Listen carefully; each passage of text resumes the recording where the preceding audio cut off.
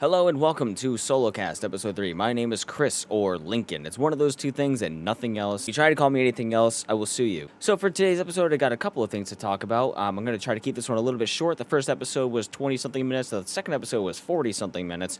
But I'm going to try to, right now, circle back to the first episode and give you guys an update on the bear situation. If you don't remember, I had my trash kept in the shed at the turnaround of my driveway, and the bear went in there, boogied down with my trash, and spread it everywhere, and I had to clean that all up. However, since I put that medieval bar in front of the door and I've been spraying the trash container with ammonia, I don't know if the alarms have helped, but those two things I know have definitely done something. I've not had an issue with the bear or a raccoon. I did have a raccoon squeeze underneath the door because the wood is all rotted, so there's a gap underneath the door. I know a raccoon definitely got in there, and I had a fucking field day with my trash, but so far, weeks and weeks later, have not had an issue with it. All is good at the moment. Only got to keep that up for another, 2 months before it starts to get colder, and then we can actually, not worry about that, the bear and everything. So that's good. Update there. Right now, I'm just getting over the pain of a ground wasp. I believe it's a ground wasp. It could be anything really. It could have been a ninja. I don't know. But I was mowing the lawn for the first time in probably a month and a half.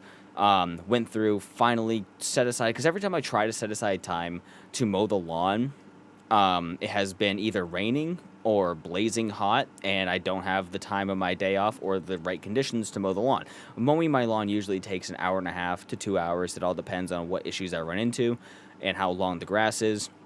But I finally went out there today on my day off, and I mowed, and it was going pretty well. I had the mower jammed a couple of times because just the grass was long, and grass was a little bit wet. So I mowed it. It was good, except I got to this tree in my yard, and it's like a little crabapple, weird little tree, little dude.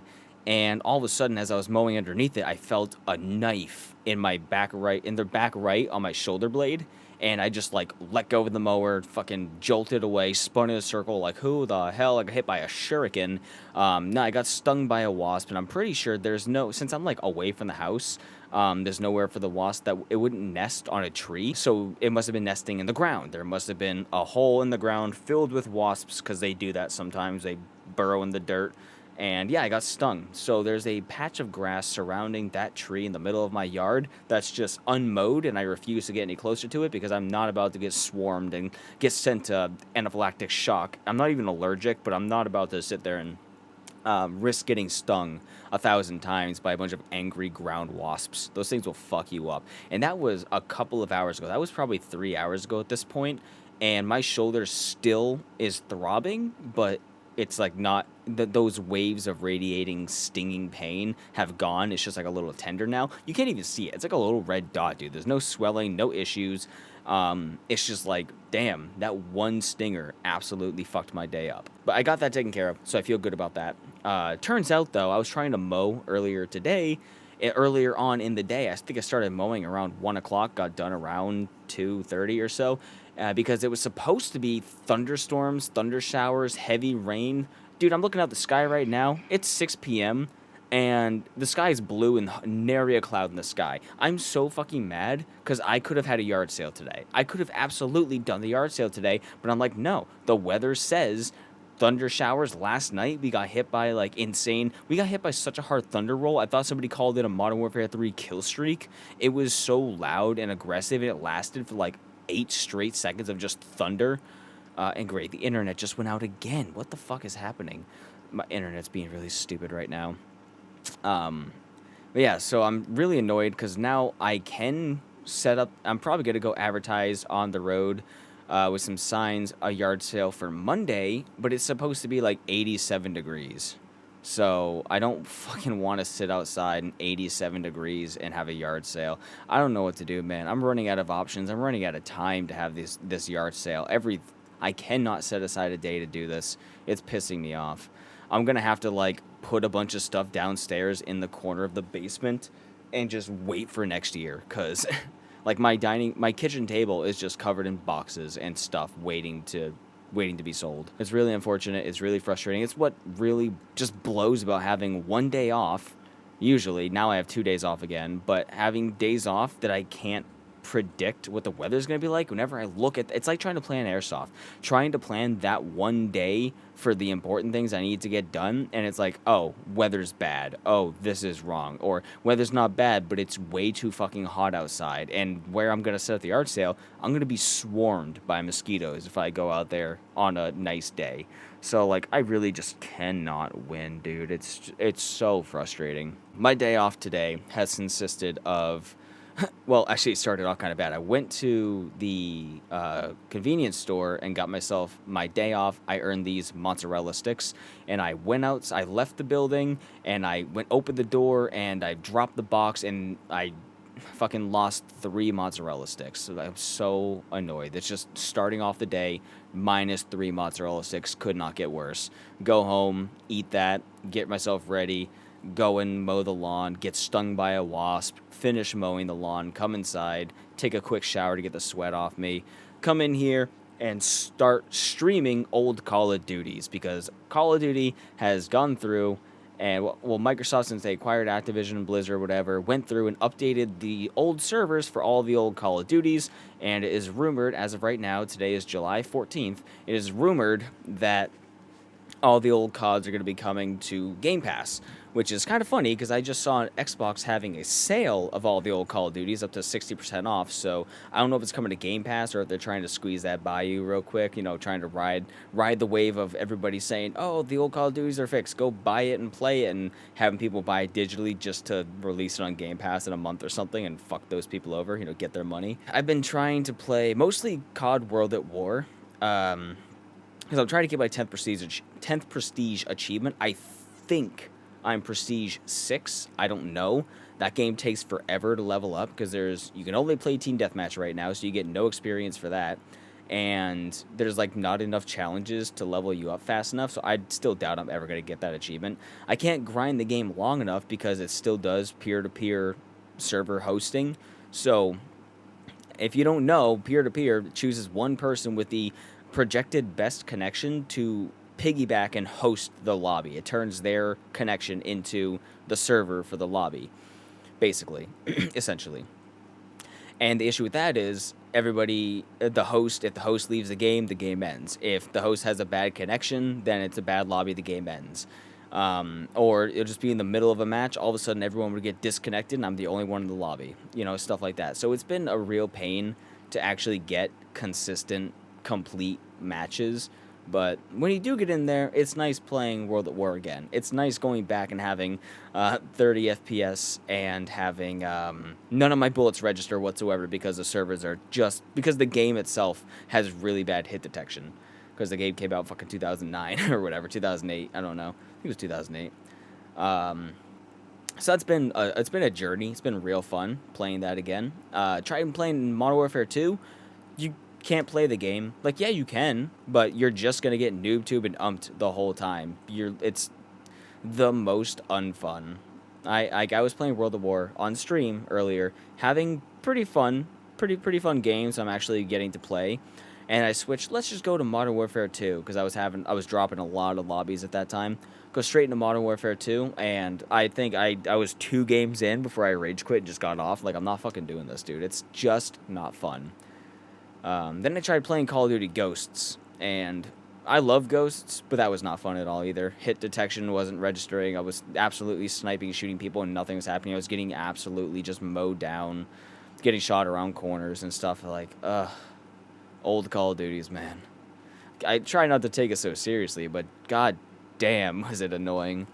The most fun I'm having is definitely World at War, but I gotta install MW3 as well and Black Ops 1 and try to reinstall all the map packs and stuff so I can go and play those. But that's what I've been doing, those couple things. And that's what my days consisted of mostly today. Speed through that real fast. And what else we got going on?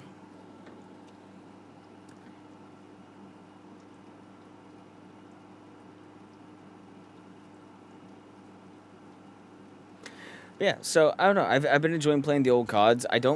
It's obviously not the same trying to go back and play those again. You realize a lot of the limitations. Like for me, having the same aim sensitivity versus scope and not scoped in. So like I'm playing on a 4 sensitivity, and I want to play a little bit higher, but it doesn't really slow down that much when you ADS. It's the same speed, so just trying to be consistent with my aim just doesn't feel good because you don't have like linear aim curve. You don't have like all these tiny options to adjust. The field of view is obviously bad. A lot of those games are really gray wash, and you can't really see enemies that well. Obviously, 30 frames a second makes it hard when you're trying to look around. You don't see anybody. Getting shot around corners because of latency. The latency is fucking atrocious. Anything, if you try to pick up a gun, switch guns, reload your gun, do anything like that, everything's like delayed by a full half a second or to 1 second. So playing it's really hard to consistently enjoy, but... And plus, half the time, the maps get vetoed, and then the lobby gets closed because the host leaves or whatever. Or you're just, like, trying to load into a match and it kicks you off the loading screen back to the main menu and stuff. And shit like that. It just makes it really frustrating. But, otherwise, I'm looking forward to just being able to just hop onto an old COD and try to enjoy it a little bit. Go back and use the Enfield in Black Ops 1. Pull out my F2000 in Modern Warfare 2. That's great. I don't think I'm going to be able to get a lot of my friends together to play. Maybe Dylan and Jake, but I don't think, they don't have their Xboxes, like, ready to jump in. So...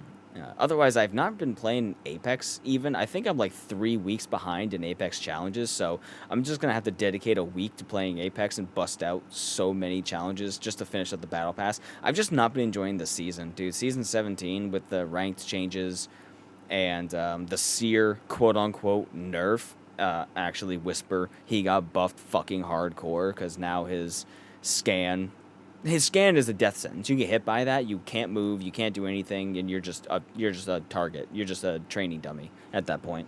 So,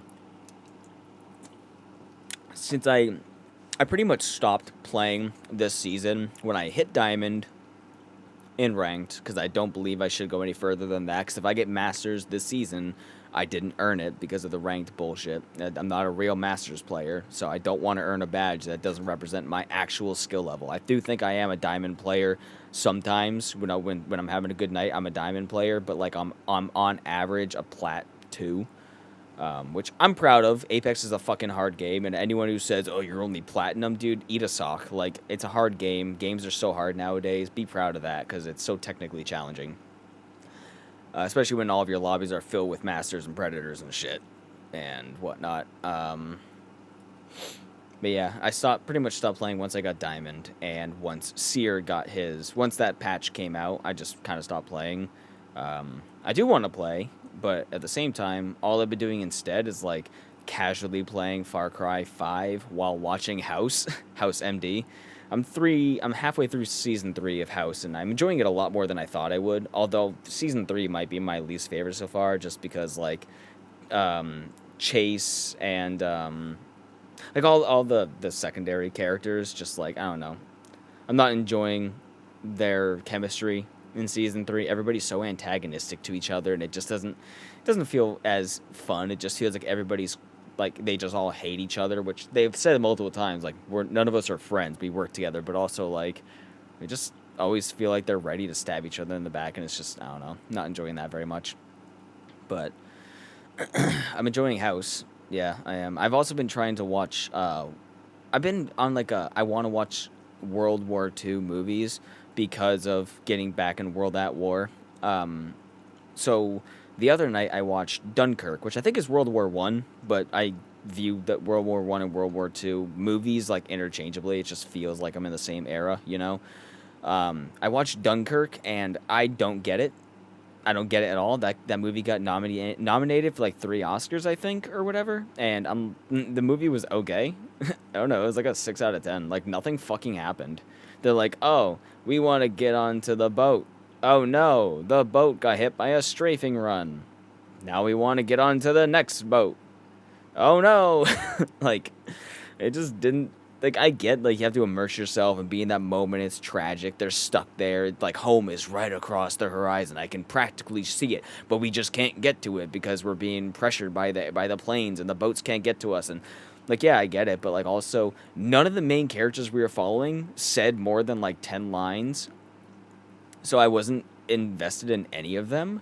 And And also, they all felt like the same person. There was like 3 characters we were following for the most part, and they all felt like the same person, so I had no idea who I was looking at half the time.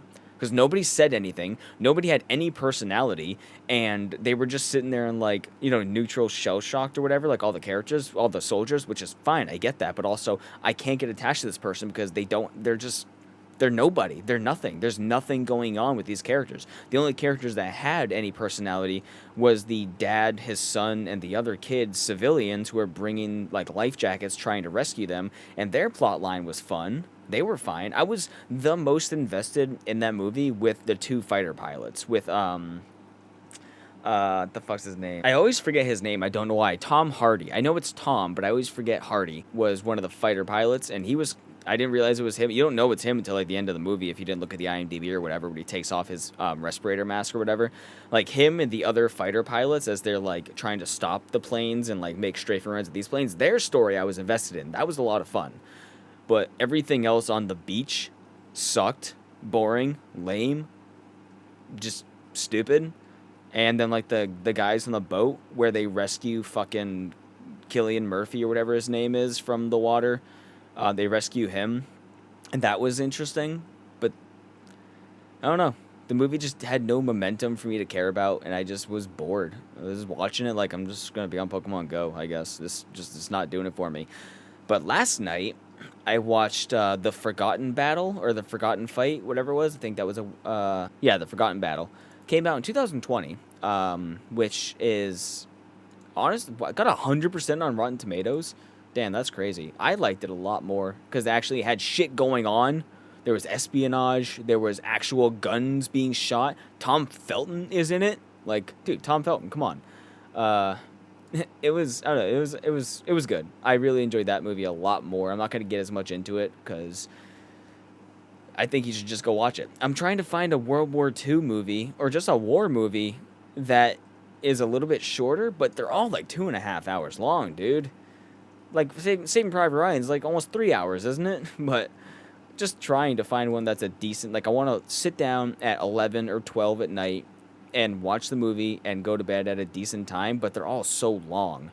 The Forgotten Battle, I believe, is just over 2 hours long, or it's just shy of 2 hours long, not counting credits. And then the Dunkirk was like an hour 50 or something like that, so that's why I watched those, because they were shorter. So I'm trying to find those. There's a couple I want to watch. I want to watch All Quiet on the Western Front, but again, it's like 2.5 hours long. Otherwise, that's kind of what my days have been consisting of. It's basically just been like, get up in the morning, do some writing, which I'll talk about writing at the end because I'm excited about what I'm doing right now. Do some writing in the morning, go to work, get home from work, and like grind grind Fallout 5 while watching House MD, and then either lay down and watch a movie or just lay down and watch Supernatural and then go to bed. That's pretty much been all of my days for the past couple weeks. I've been trying to play Master Duel, but with Bystials being introduced in a Master Duel, oh my god, dude. Bystials, and then the Labyrinth decks, now they have new secret packs for the Labyrinth cards, and I kid you not, dude. Unless my opponent quits turn 1, I have legitimately lost the past like 30 duels in a row. I cannot win a game. It's ridiculous how annoying that game is right now. And I get it. It's my fault. I'm playing Gaia, the Fierce Knight. I'm playing fucking Familiar Possessed. I'm playing Amazonas. Sorry, pardon me for just trying to use fun decks and do different strategies that aren't board negates, that aren't just like 6 Omni negates, 9 extra deck monsters on the field, and an OTK. Like, forgive me for trying to play the fucking game. Like, God forbid I want to have a back and forth in Yu-Gi-Oh, you know? Every fucking game I get into is Access Code Talker, fucking Baron de Fleur, getting all the Bystials on the field. Or using the Bystials to make it so I can't play, because you keep banishing every card in my graveyard. And it's just, I don't even want to get into it, dude. I had a small rant about this on stream earlier today, because I was watching a Yu-Gi-Oh video from Team APS on YouTube, watching one of their videos talking about modern Yu-Gi-Oh format and what the problem can be, and it's like, it's just not fun to play. Like, unless you're playing with a friend and you both agree to use like non-meta decks, just fun decks, you're just not going to have fun in the game. What is fun about turn 1, board of Omni Negates, board of Interruptions, and these monsters that have 5 effects that negate, interrupt, and interact with everything on the field, also having 3,500 attack, so you can't even just beat over them if you maybe get a monster out. It's like, oh yeah, I set up my entire board, go for your turn. Have your turn 1. Okay, I summon this negate. Okay, I activate this so I can special summon negate. I surrender. Like, that's Master Duel. It sucks. It's not fucking fun, and I hate it. There's no comebacks. Because if they get a board set up, you literally cannot play the game. If you try to play the game, negate, interrupt, target, banish, what are you going to do? Nothing. I have 1 card in my hand, and it's a trap card. And if I try to activate that next turn, your negates reset. So, good game, I guess, you fucking loser. There's nothing you can even do about it. You can't even, like, I was thinking, just limit the extra deck to 10 cards and no duplicates in the extra deck. Limit to 1 of each card in the extra deck and only 10. How about that? Fuck you. Just stop giving every single card in the game quick effects. Have them be your main phase activation, you know?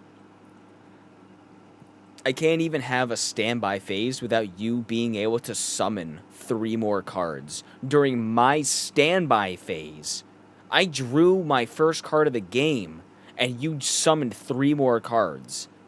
What do you mean? Also, you cut my deck in half because you're playing Runic, so now I have 18 banished cards.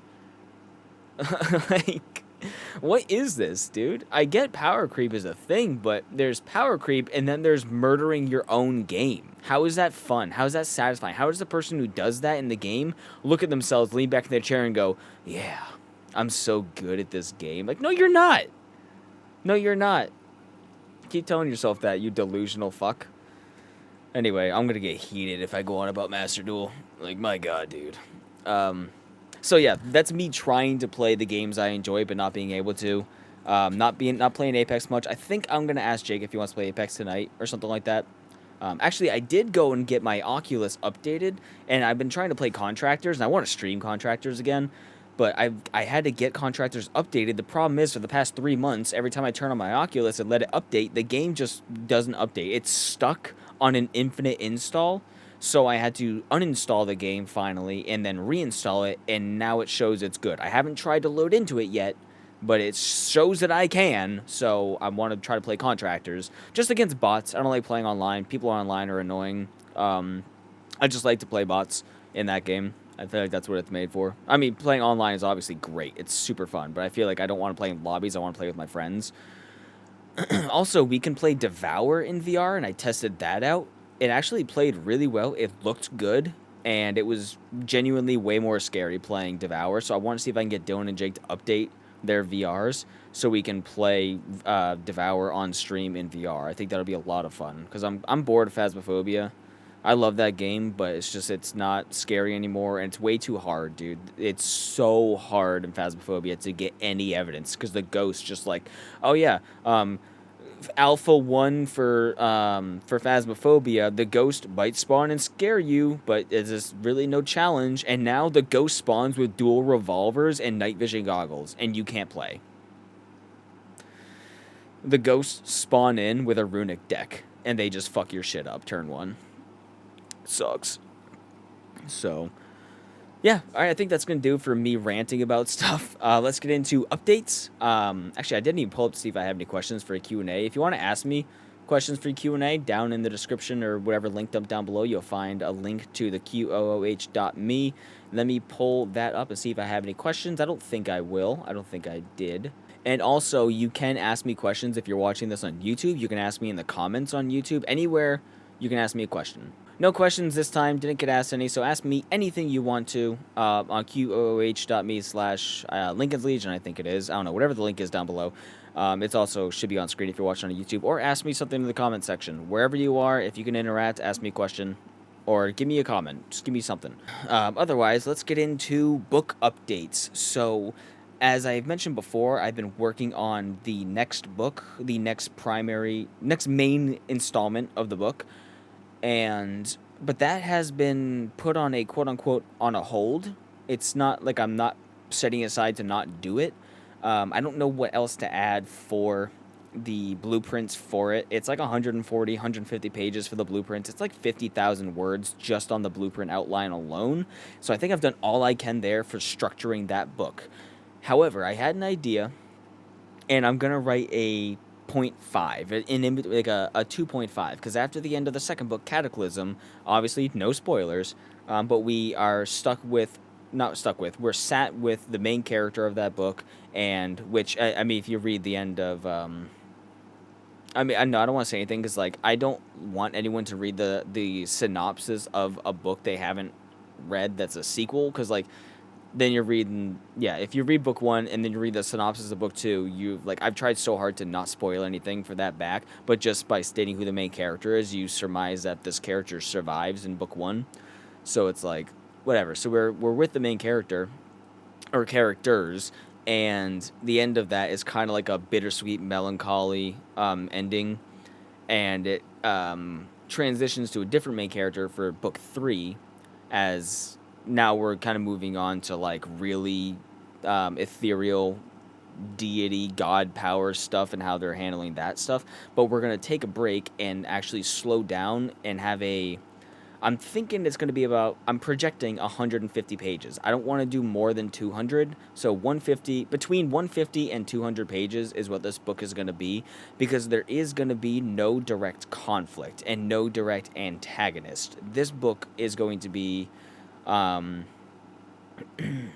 of like a dotting all the I's kind of thing, where we're living with the characters, there's reconciliation, there's characters talking to old characters from previous books as they're like discussing the events and what's been unfolding and how their lives have intertwined, talking about the past, and just kind of fixing relationships, and also living with the current situation of the main characters and how they are now living together and how they're dealing with their current situation. So it's going to be a slower, melodramatic, just kind of living in the moment of these characters dealing with the aftermath of everything and rebuilding their lives and relationships, and kind of leading towards the happy ending that the characters deserve and that they're going to get. It leaves you off with like, okay, these things have been resolved. These characters are listening to each other. They're talking, and they're all working towards something. And then we go to the book 3. This would actually technically be book 3. So then go to book 4, and then we get into like the final, like, high risk, shit's happening, blood, gore, fighting, violence. There's gonna be no fighting, no physical fighting in this book. There's going to be, again, no antagonist. Like, there is a technical quote-unquote antagonist, but we know this character to not be an antagonist anymore. But there's still, like, how much do I trust this? How much do I trust this character, and how much influence they have over me and everything I'm doing? How much do I trust them? And how much do I trust myself? It's like the characters being stuck with their own anxieties and them being afraid, waiting for the next shoe to drop, waiting for something to happen, but it's not happening because for them, it's over, you know? But they still don't know how to reconcile with the fact that they have to return to normal, well, with their quote-unquote normal lives. So that's what that book's going to be about, and it's going to be a thing where it's like, if you really did connect and love the characters throughout the series, then you're gonna like really appreciate this book, because it'll just kind of feel like you're gonna feel at home with these characters, and you're gonna feel just comforted by where they are, what's happened, and how everything has transpired, and how they're all working to be better and everything. So I'm excited for it. I've already got 8 chapters structured and laid out, and there is enough mystery behind it too. Like, there's going to be some interesting stuff that goes on. Like, in book 1, I've always had like those weird nightmares, those like, what the hell was that about? Or these weird visions, visuals, and fears and mysteries and anxieties and whatever. This is going to have stuff like that, but there is no direct threat. There's no conflict. You're waiting for a threat to happen, but there really is none. And it's also the question of, like, what happened to this character? What happened to this character? You know, are they around? Are they watching over us? Are we safe? Are they safe? Did something happen to them? They should have probably checked in on us by now or whatever. So that's what that book's going to be, and I'm really excited about it because it feels right at home with the writing. With the writing style and who I'm writing, the characters, it feels right at home. It feels super comfortable. So I'm going to bust that out first, and then I'm going to transition to the bigger next book. Because the bigger next one's going to be 400 pages again. It's going to finish off the series. Another quick update I wanted to add in here after the fact. This is editing Chris. I wanted to mention that I am getting some test cards printed for the trading card game for the book series. I designed like 120 or so unique playable cards, and I made a whole rule set. I have a board to play on. I have like a whole entire thing. Like I've dedicated months in developing this, and I am right now waiting for some test cards that I got designed to be printed and sent out to me. So once I get those test cards sent in, then I will upload all of the files and make the cards available for purchase. I don't know if you can buy them in booster packs. I think you can buy them in quote-unquote structure decks or whatever. I think I don't know if I can like design a couple of structure decks. That maybe I could. I'm not sure how that's all going to work. But once I get all the cards implemented in there, then you will be able to buy the cards and you can play the game. And I don't know how it all works. I have to figure it all out. But, like, you know, there will be rules and whatever have you. Maybe I'll put the rules up online on the website if I can't get them to print the rules for you.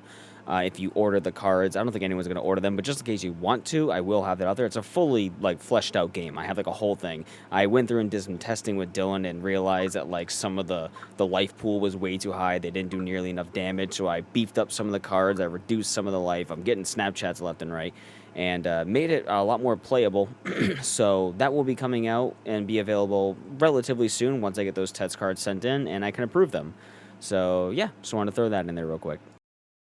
I am still going to Michigan, by the way. I think I'm going to be staying at a hotel the night before with my mom, and then she's going to drive me to the airport from the hotel. Like, we're going to get a hotel near the airport the night before, so that's going to be it anyway. Again, if you would want to lend me a hand and go to www.vengeancebooks.com and purchase book 1, Vengeance Children of Faust, for $1. It's 99 cents for the Kindle version. If you would purchase that for $1, and even if you have no intent on reading it, I want you to read it, but even if you have no intent on reading it, if you just want to purchase it and leave a 5-star rating, no review, you don't have to, just a 5-star rating, that would help me significantly. Like, you have no idea how much that would help. I would greatly appreciate it. Follow me over on TikTok at ahlinkin. There's also the book TikTok, which I believe is Chris Ulm Author. Follow my YouTube channels, everything on screen down below. Check out all those links. I am available pretty much wherever you are. If you have a Twitter, Instagram, TikTok, Facebook, I'm on all those platforms. Pokemon Go, add me on Pokemon Go. I think I had like 4 people add me on Pokemon Go from last time. So anyways, that's going to do it. Thank you so much for listening, and I will talk to you all in the next podcast. Bye-bye.